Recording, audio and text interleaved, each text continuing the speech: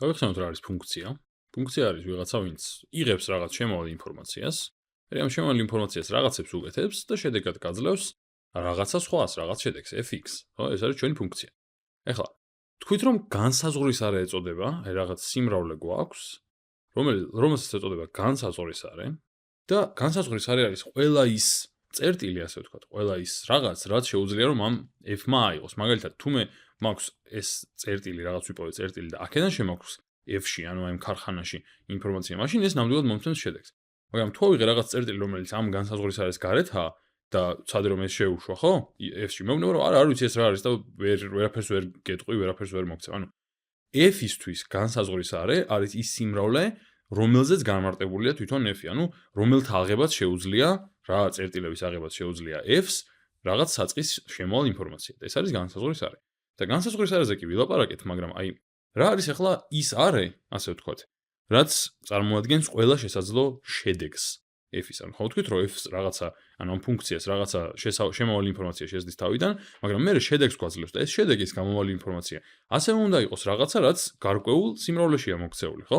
და აი ამ სიმრავლეს რა ადგენს? და რა არის ეს სიმრავლე? ესე იგი, ავიღოთ ამ სიმრავლეს ეწოდება მნიშვნელობათა არე, პირველ რიგში რომ დავწერო, მნიშვნელობათა არე.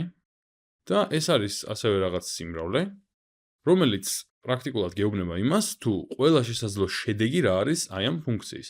ანუ სხვაგანად რომ ვთქვათ, მე რომ აქედან შევუშვიეს წერტილი, ანუ შემავალი ინფორმაცია რომ არის ეს f-ში, აქედან ეს გამოუშვებს რაღაც სხვა წერტილს, რომელიც იქნება fx-ი, ანუ აი ეს, ანუ მოქცეული იქნება მნიშვნელობათა არეში. ესე იგი, პრაქტიკულად f-ი რას აკეთებს, ანუ ფუნქცია იღებს განსაზღვრის არის რაღაც წერტილს და შემდეგ ეს წერტილი გადაყავს მნიშვნელობათა არის რაღაც წერტილში. ანუ პრაქტიკულად ყველა ამ სიმრავლის ყველა წერტილი გადაყავს ამ სიმრავლის ყველა წერტილში. ეს არის მთელი იდეა ფუნქციის.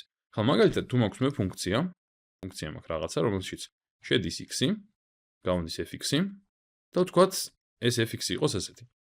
fx-ი ტოლია x კვადრატის. აი ესეთი რაღაცა. აი ხა ეს როგორი ფუნქცია იქნება და რა იქნება ამ ფუნქციის მოდი განსაზღვრისარე და რა იქნება მნიშვნელობათა არე. აი ეს ვნახოთ. ესე იგი, ავიღოთ გრაფიკი რა და რიცხვითი ღერძი. ეს y-ი, ეს x-ი და დაახლოებით ასეთი იქნება ეს ფუნქცია, მიახლოებით იქნება ასეთი. ნუ ცხადია ხელით რადგან ხატავს ზუსტი არ არის. იქნება პარაბოლა და თუ დაუკვირდებით, x-ი შეიძლება იყოს ეს უსასრულოდ გრძელდება ზემოთ, უსასრულოდ მიდის, ამიტომ x-ზე პირდაპირ შემიძლია ვთქვა რომ, ანუ x-ზე რა განსაზღვრისარეზე რომ განსაზღვრისარე, აქ არის ყველა ნამდვილი რიცხვი. რიცხვთა ღერძზე რაც კი არის, ყველა შეიძლება იყოს, იმიტომ რომ ეს პარაბოლა მიდის ზემოთ და ნებისმიერი რიცხვისთვის რაღაცა მნიშვნელობა ექნება. მაგრამ y-ზე დავუკვირდეთ, ახლა y შეიძლება იყოს 1, 2, 3 მილიონი, მაგრამ არ შეიძლება იყოს -1 მაგალითად. არ შეიძლება იყოს სინამდვილეში 0-ზე ნაკლები. ამიტომ მნიშვნელობათა არე იქნება ესეთი რაღაც.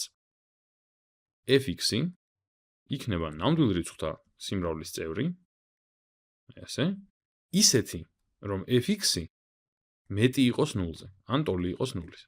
აი ესეთი სიტუაცია გვაქვს. ცხადია შეგვიძლია უბრალოდ დაგვეწერა, რომ fx-ი მეტია ან ტოლია 0-ზე. ორივე გვეუბნება იმას, ეს უფრო მკაცრი ჩანწერია უბრალოდ, ორივე გვეუბნება იმას, რომ fx-ი, ანუ განსაზღვრის არე გვაქვს 0 ან მეტი. არ შეიძლება იყოს 0-ზე ნაკლები, როცა ასეთი არის ფუნქცია, როცა ასეთია.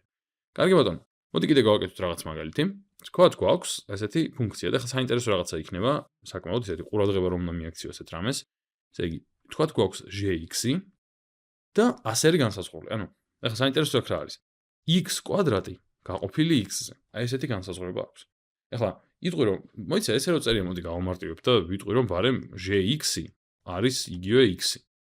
არ არის ეს ზუსტად იგივე, რაც x კვადრატი გაყოფილი x-ზე, იმიტომ რომ x კვადრატი გაყოფილი x-ზე თავის თავში გულისხმობს იმასაც, რომ x-ი არ შეიძლება იყოს 0, იმიტომ რომ 0 0-ზე გამოგივა. თან დროს, როცა gx-ი x უდრის, ვერ იტყვი, ერთი შეხედვით არ ჩანს, რომ x-ი არ შეიძლება იყოს 0. რატო არ შეიძლება იყოს 0, ხო? შეიძლება თავისუფლად. ამიტომ მე თუ ამას გადავწერ ასე, მაგრამ თან მივაწერ, რომ x-ი არ შეიძლება იყოს 0, მაშინ ეს უკვე გამოვა ექვივალენტური განმარტებები. იმიტომ რომ ესეც იმავე ინფორმაციას ატარებს, რასაც ეს. და მაშინ განტოლება იქნება დაახლოებით ესეთი. განტოლება რა და გრაფიკი იქნება დაახლოებით ესეთი. აი ესე წავა x-ი.